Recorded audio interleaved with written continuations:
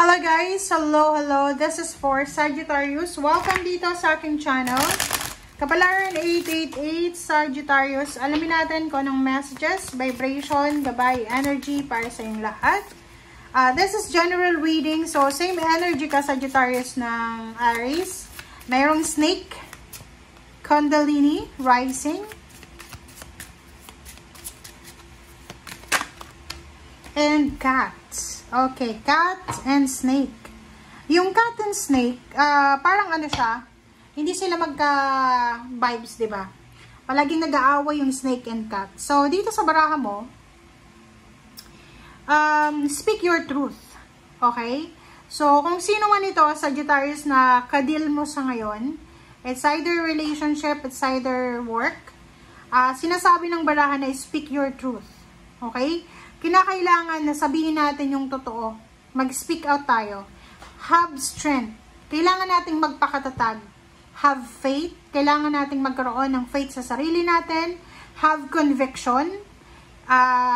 Kumbaga, pag alam mo na tinatapakan o inaapakan yung pagkatao mo, ipaglaban mo. Pag alam mo na binabackstab ka, ipaglaban mo. Okay? So, sa snake na to, sinasabi ng baraha na huwag ka daw papatalo sa mga tao sa paligid mo, sa negative mindset, sa negativity and toxicity ng mga tao sa paligid mo, na hindi mo magawa kung ano yung mga bagay-bagay na gusto mong gawin sa buhay mo. Alright? And ihanda mo rin yung sarili mo. Sagittarius, kasi maraming revelation, maraming katotohanan, maraming new beginnings, maraming magsisimula sa buhay mo na posibleng pinapangarap mo lang siya dati. Alright, so let's check. Okay, oh sorry.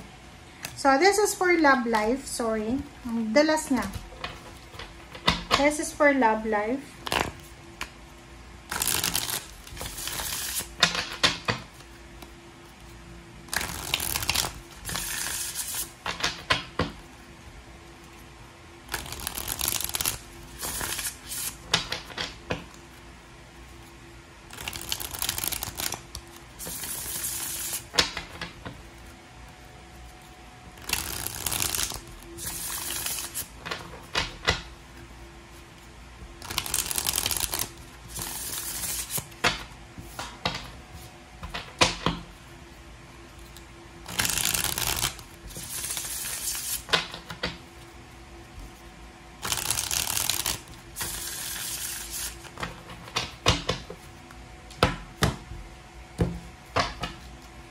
Okay, so Sagittarius.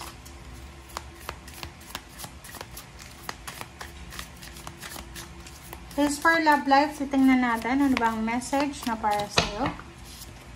Okay, first card natin is try again. Try again. Wow. Sa love life mo daw, ano ba yan? Are you in a relationship? Or pwedeng galing ka sa heartbreak? Kasi sinasabi ng baraha sa'yo dito na kailangan mo daw mag-try again eh. Diba? So you need to try again. Kailangan mo munang anong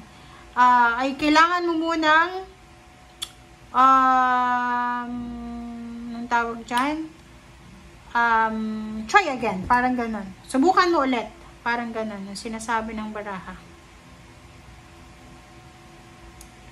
Alright. So, tingnan natin.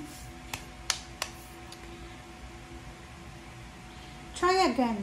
Ano ba? Galing ka ba sa relationship na hindi nag-work?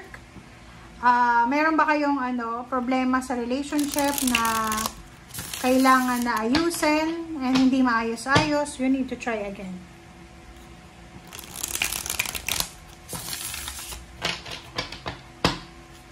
Okay.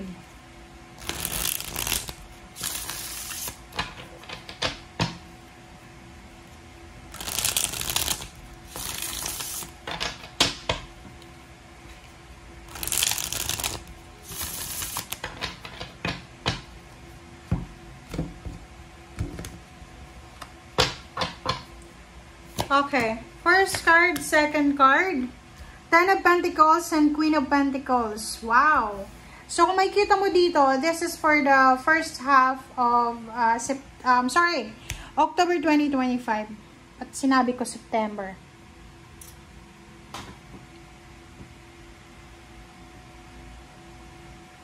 Okay, so this is Ten of Pentacles and Queen of Pentacles. So, sinasabi ng bara sa atin dito na there's a completion, unifying completion. So, financial siya. So, sinasabi ng bara sa'yo dito na may finalization. Ibig sabihin, makukumpleto. Pwedeng meron kang trabaho na ginagawa sa ngayon. Nag-iipon ka ba ng pera?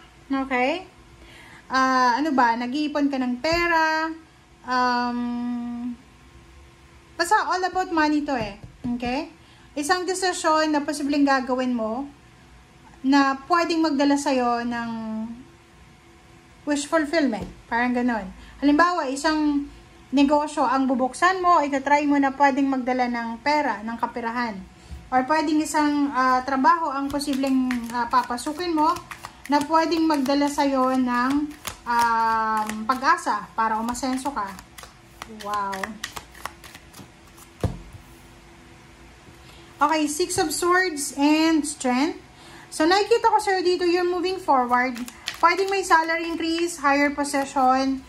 There's a travel, incoming travel. There's an incoming good life. Diba? And Four of Swords, recuperation.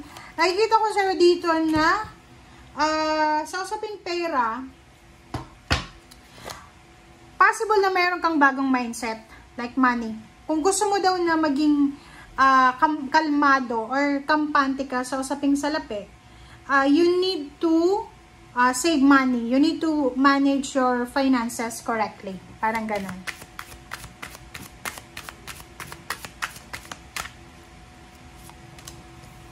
Okay, Nine of Wands and Ten of Wands.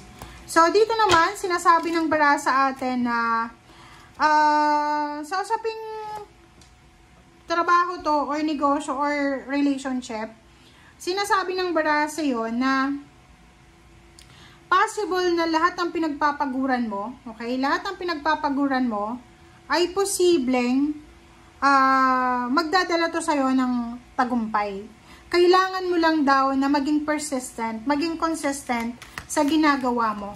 Like ito, halimbawa, plano mo magpatayo ng bahay, plano mong mag-ipon ng pera para sa travel or pagbili ng sasakyan, sinasabi ng bara sa'yo dito na you have the energy, you have the power. Lalo kung bata ka pa, sinasabi ng bara, wag mong i-take for granted, i-take advantage mo yung pagiging bata mo. Kasi malakas pa yung katawan mo eh, na kumita ng pera.